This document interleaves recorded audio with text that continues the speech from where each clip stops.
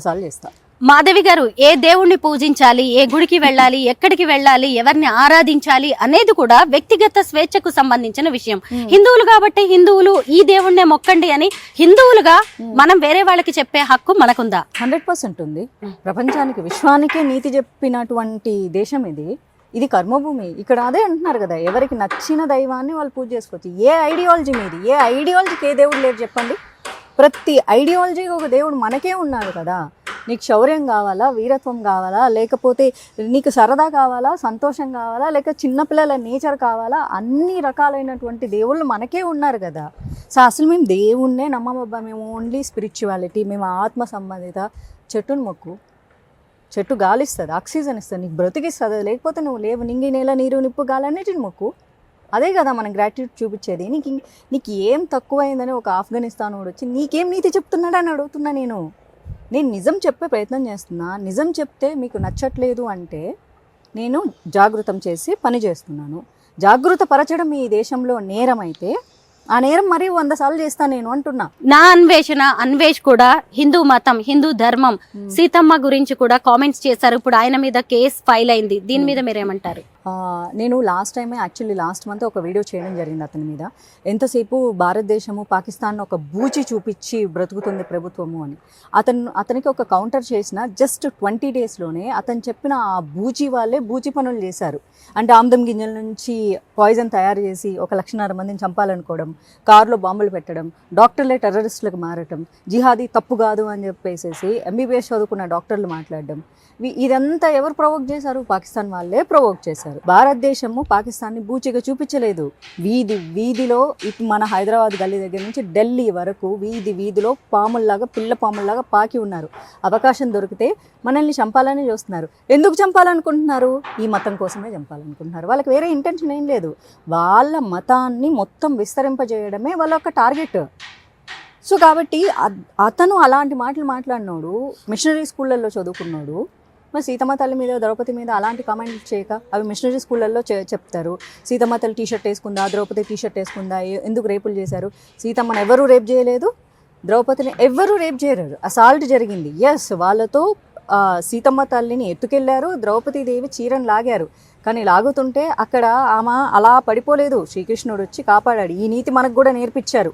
So కృష్ణుల్లా బతకమని చెప్పారు అంతే తప్ప లాగుతున్న కౌరవుల్లాగా బతకమని చెప్పలేదు. సో ఇలాంటి వాళ్ళని ఫాలో అవుతున్నారు చూడండి, వీళ్ళని కొట్టాలి ఫస్ట్. ఎందుకంటే భారతదేశాన్ని కించపరిస్తే మన దేశంలో చెత్త ఉంది, ఎవరా చెత్త వేసింది? ఇలాంటి చెత్త ఎదవలే వేశారు. అవునవును, మన దేశం మొత్తం చెత్త ఉంది అని కామెంట్లు చేస్తున్నారు చూడు. ఇట్లాంటి ఎదవలు ఫాలో అవుతున్నారు. ఈ ఎదవలు ఫాలో అయినంత కాలం ఎదవలు మేము హీరోలమనే ఫీల్ అవుతూ ఉంటారు. సో ఇప్పుడు ఆ ఎదవ కూడా హీరో అనే ఫీల్ అవుతున్నాడు. నేను ఒక 6 months బ్యాక్ ఈ బెట్టింగ్ యాప్స్ మీద అతను చేస్తే హీరో అన్నాడు కదా. ఆ రోజు కూడా నేను మీడియాకు ఒకటే సమాధానం చెప్పాను. అతని వీడియో ఓపెన్ చేస్తే చాలు, పాపలు, పిచ్చులు, ఆటగాడు అంటున్నాడు. మీరు కూడా వచ్చేయండి, ఆట ఆడుకుందాం పిచ్చుల మీద ఒక అమ్మాయిని అబ్జెక్టిఫై చేస్తున్నాడు కదా. సో అతని ఫాలోవర్స్కి ఏం చెప్తున్నాడు? అరే నాలాగా మీరు పాపలతో తిరగాలి అంటే మీరు ఇట్లా ఫారిన్ కంట్రీ రావాలి, మీరు తొందరగా డబ్బులు సంపాదించాలి. మరి తొందరగా డబ్బులు సంపాదించాలంటే బెట్టింగ్ ఆడాలి కదా. ఏం చేస్తున్నాడు?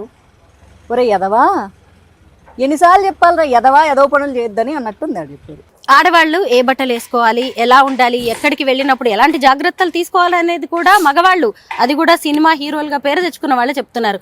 అన్నిటికీ మించి ఆడవాళ్ల శరీర అవయవాల్ని సరుకు సామాన్లతో పోల్చడాన్ని మనం ఎలా చూడాలి? శివాజీ గారి వ్యాఖ్యల మీద మీ అభిప్రాయం ఏంటి?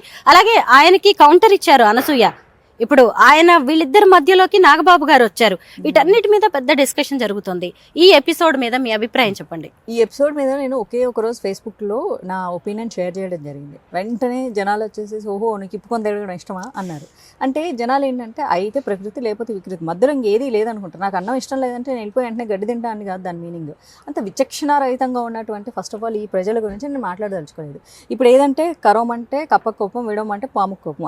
వీళ్ళకి ఎందుకు? నా సొంత అభిప్రాయం చెప్పమంటే నేను చెప్తా. వాళ్ళ గురించి వీళ్ళ గురించి నేను మాట్లాడను. నేనే చాలాసార్లు వీడియోలు చేస్తాను. అమ్మాయిలు కొంచెం పద్ధతిగా బట్టలు వేసుకోండి, బట్ బీ మోడ్రన్. మీకు నచ్చింది మీరు స్లీవ్లెస్ వేసుకోండి, బ్యూటిఫుల్గా ఉండండి, కానీ అసహ్యంగా ఉండొద్దని నేనే చెప్తాను. ఎందుకంటే మనకు ఫస్ట్ ఇలా చూడంగానే వావ్ అనిపించాలి అంతే తప్ప అనిపించకూడదు. మనకే అలా అనిపిస్తే మగోడికి అలా అనిపించడంలో తప్పలేదు. ఎందుకంటే చూస్తున్న మనకే ఇంకొక ఆడపిల్లని అలా చూడాలని అనిపించదు. మనకి చాలా యాక్వర్డ్గా ఉంటుంది. సో యాక్వర్డ్గా ఉండకుండా మీరు అందంగా వేసుకోండి, మోడర్న్గా ఉండండి. మీరు స్లీవ్లెస్ వేసుకుంటారా వేసుకోండి, టోన్ జీన్స్ వేసుకుంటారా వేసుకోండి, కానీ అసభ్యకరంగా ఉండదు. అవి కూడా కొంతమంది వేసుకుంటే చాలా స్టైలిష్గా ఉంటాయి. అండ్ మన పర్సనాలిటీ, నేను ఫ్యాషన్ డిజైనింగ్ చేశాను. డ్రెస్ కంఫర్ట్ అంటే ఏంటో తెలుసా, మన పర్సనాలిటీకి నప్పాలి. నప్పకుండా ఉండేవి ఏదో మార్కెట్లో దొరికేవి మనం వేసుకోకూడదు. మార్కెట్లో వాళ్ళు వేసుకున్నారు కాబట్టి అది మన శరీరానికి సెట్ అవుతుందా లేదా. సరే నేను సన్నగా ఉన్నా అని అన్ని డ్రెస్సులు నాకు సెట్ అవుతాయి అంటే అవ్వవు. కొన్ని నాకు సెట్ అవుతాయి, కొన్ని నాకు సెట్ అవ్వవు. అవి మన బాడీ మీద అందంగా కనిపించాలి.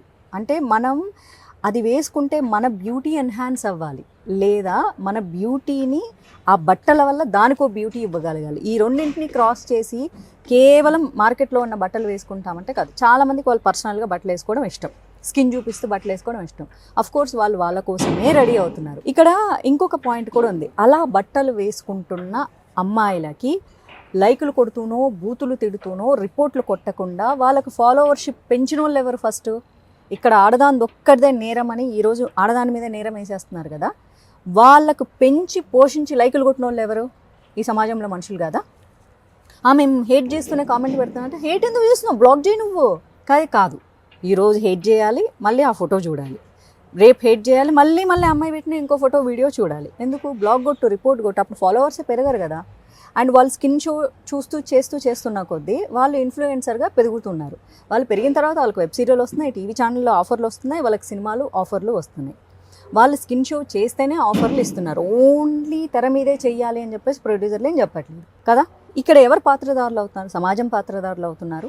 అండ్ వాళ్ళని నేను కొంతమంది ఫాలో అయ్యాను. వాళ్ళు స్టార్టింగ్లో శారీలు కట్టుకుని ఉండేవాళ్ళు, తర్వాత కొంచెం నడుము చూపించడం స్టార్ట్ చేశారు. దాంతో వాళ్ళకి ఫాలోవర్స్ పెరిగారు. దాని తర్వాత క్లీవేజ్ చూపించడం శారీనే తర్వాత క్లీవేజ్ చూపించడం స్టార్ట్ చేయగానే కొలాబరేషన్స్ పెరిగినాయి, షాప్ ఓపెనింగ్లు పెరిగినాయి, ఇన్ని వచ్చినాయి. అంటే దీనికి ఎవరు సహకరిస్తున్నారు? ప్రజలు సహకరిస్తున్నారు కదా. అంటే అలా చేస్తేనే మేము కొలాబరేషన్స్, షాప్ ఓపెనింగ్లు ఇస్తామని వాళ్ళు సెలబ్రిటీ వాళ్ళేమనుకుంటున్నారు, పొట్టకుట్టి కోసం ఓకే మాకు 4 డబ్బులు వస్తున్నాయి కదా, సో మనం కొంచెం గుడ్లిప్పితే మనకు ఆఫర్స్ వస్తున్నాయి కదా. నేను నిజంగా చీర కట్టుకొని ఉన్న రోజులు ఎవ్వరూ మనల్ని పట్టించుకోలేదు అనుకున్నారు కదా. అండ్ యాక్చువల్లీ అది నిజం. సో ఇక్కడ ఎంతమంది పాత్రలు ఉన్నాయి? ఆ అమ్మాయి ఒక్కదాందే పాత్ర ఉందా? ఇంకొంతమంది ఆడవాళ్ళు ఉన్నారు, చీరలే కడతారు కానీ ఓన్లీ బ్యాక్ షాట్లు తీసి పెడతారు. మాధవి గారు బీజేపీలో జాయిన్ అయ్యారు. సనాతన ధర్మం గురించి కూడా చాలా యాక్టివ్గా మాట్లాడుతూ ఉంటారు. అయితే మరి పార్టీ వ్యవహారాల్లో పెద్దగా ఎక్కడ కనిపించరు మీరు? 3.5 years అంటే 2018లో జాయిన్ అయ్యా, 19లో కంటెస్ట్ చేసా, 2021 చాలా యాక్టివ్గా ఉన్నా. తర్వాత ఫిజికల్గా గ్యాప్ తీసుకున్నా. అంటే ఫిజికల్ యాక్టివిటీస్, వాళ్ళ సభలకు వెళ్ళటం కానీ, మీటింగ్స్కి వెళ్ళటం కానీ, ఇలాంటి వాటికి గ్యాప్ తీసుకున్నాను పూర్తిగా. బట్ సోషల్ మీడియాలో ఎప్పుడూ యాక్టివ్గానే ఉంటాను నేను. సో పార్టీ వేరు, హిందుత్వం వేరు. ఎందుకంటే నా పుట్టుకతో హిందుత్వం వచ్చింది. పార్టీ అనేది పుట్టుకతో రాలేదు. బట్ మా ఫ్యామిలీ గ్రాండ్ పేరెంట్స్ ఉన్న దగ్గర నుంచి ఇది జనసంఘ్ పెట్టిన కాలం నుంచి ఫాలో అయ్యేవాళ్ళు. సో అది వేరు, ఇది వేరు. అది వంశపారంపర్యంగా బీజేపీ మీద అభిమానం, ఇష్టం అనేది వచ్చింది. కాకపోతే అప్పుడు మన ఇప్పుడు తెలుగు రాష్ట్రాలు, అప్పుడు ఆంధ్రప్రదేశ్ కాబట్టి అప్పట్లో ఇక్కడ లేదు, బీజేపీ లేదు. సో టీడీపీ పెట్టే వరకు మా తాతగారు కానీ మా అమ్మమ్మ కానీ ఓటే లేదంట. ఇది మా ఇంట్లో వింటూ పెరిగా నేను. అండ్ సో ఆ ఫ్యామిలీ నుంచి వచ్చాను కాబట్టి ఆ పార్టీ, ఆ ideology is different. But BJP అంటే హిందుత్వ అంటే బీజేపీ అన్నది దాని నుంచి నాకు వచ్చింది కాదు. ఇది చిన్నప్పటి నుంచి మా అమ్మ నా మీద రుద్దింది. బలవంతంగా గుడికి పట్టుకెళ్ళి బలవంతంగా పూజలు చేయించి, బలవంతంగా ఉపవాసాలు ఉంచిపించి, ఇలా నాకు మా అమ్మ భక్తి మార్గాన్ని, హిందుత్వము అండ్ స్కూల్లో మనకు చిన్న గవర్నమెంట్ స్కూల్లో చదువుకున్నాను కాబట్టి రామాయణ, మహాభారత చిన్న పాఠాలు చెప్తూ ఉండేవాళ్ళు. అండ్ ఊర్లో గుడికి వెళ్ళడం వల్ల ఎక్కువగా మా ఊర్లో రామాలయం ఉండడం వల్ల సో అక్కడి నుంచి వచ్చింది తప్ప సో అది రాజకీయ పరంగా వచ్చింది కాదు. బట్ పీపుల్ ఏంటంటే రెండింటిని కలిపేస్తారు. వాళ్ళు ఎలా కలుపుకున్నా నాకేం ప్రాబ్లం లేదు. 2019లో కంటెస్ట్ చేశారు. ప్రజలతో ట్రావెల్ చేయడం, ఎలక్షన్స్లో పాల్గొనడం, ఇవన్నీ ఎలా అనిపించాయి? నాకు it was a happy time. నేను నా జాబ్ చేశాను, నా డ్యూటీ లాగా నేను చేశాను.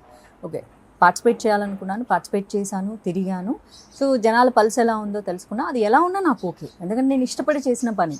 అది ఫెయిల్యూర్ వస్తుందని మాకు ముందే తెలుసు. ఫెయిల్యూర్ వస్తుందని తెలిసి కూడా నేను వెళ్ళాను చూడు, ఎందుకంటే నేను పని చేయాలని డిసైడ్ అయ్యాను కాబట్టి. సో నాకు రిగ్రెట్స్ ఏం లేవు. I'm very happy for that. 2008లో మీరు ఇండస్ట్రీకి అడుగు పెట్టారు.